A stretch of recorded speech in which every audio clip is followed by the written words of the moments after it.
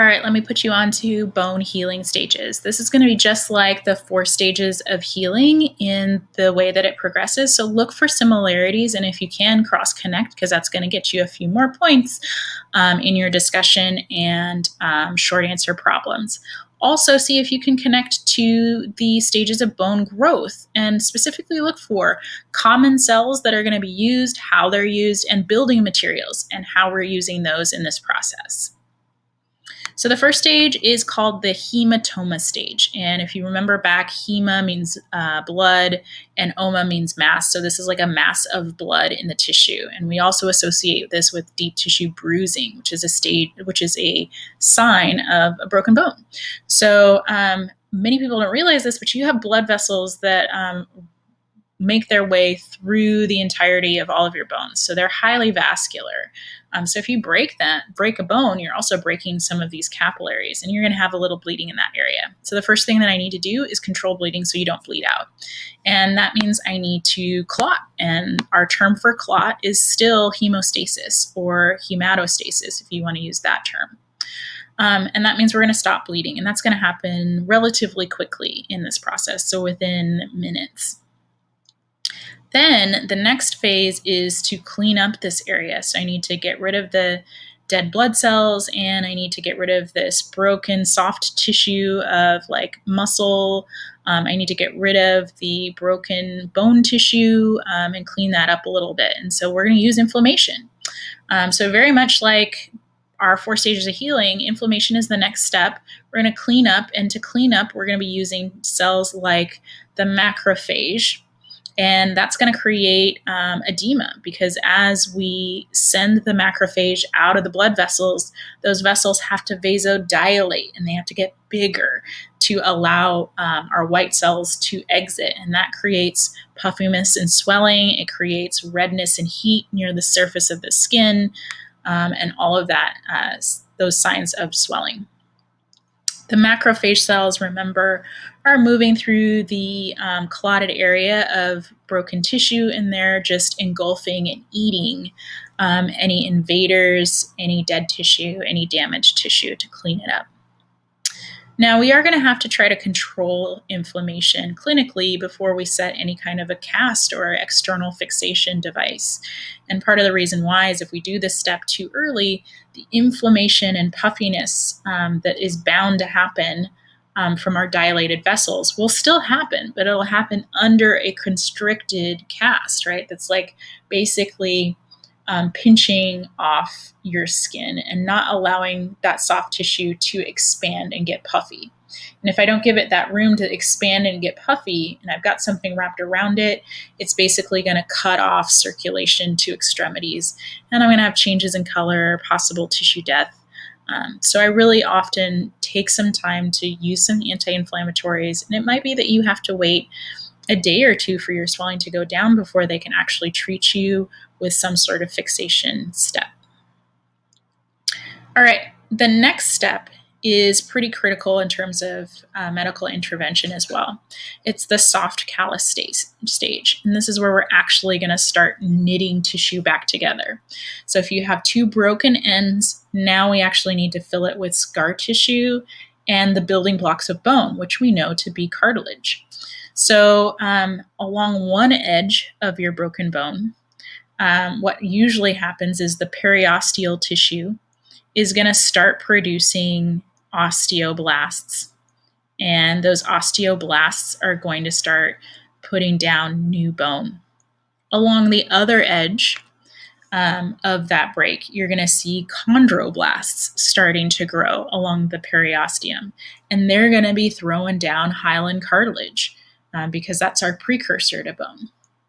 And those 2 ends kind of grow towards the middle. And in the middle, in the callus region here, we can see we're going to have fibroblasts that are first on the scene through the blood vessels. And they're going to be just putting down granulation tissue and scar tissue, which we know soft tissue, scar tissue is just not strong enough to try to hold bones together, which is why we really need those fibroblasts to start creating little pockets of growth in the middle, which they do. And they start to create hyaline cartilage islands that kind of spread out like little bacterial colonies. They spread out in that area, and the osteoblasts will come in and transform any hyaline cartilage there into spongy bone. And they're just going to create a spongy bone lattice through the entire region of the broken bone, whether it's a flat bone, long bone, irregular bone, or short bone. And that spongy bone is going to be thick and entire. And during this process, spongy bone is really porous. It has a lot of holes. It's not especially as strong as the compact bone that's going to fill in the outer edges.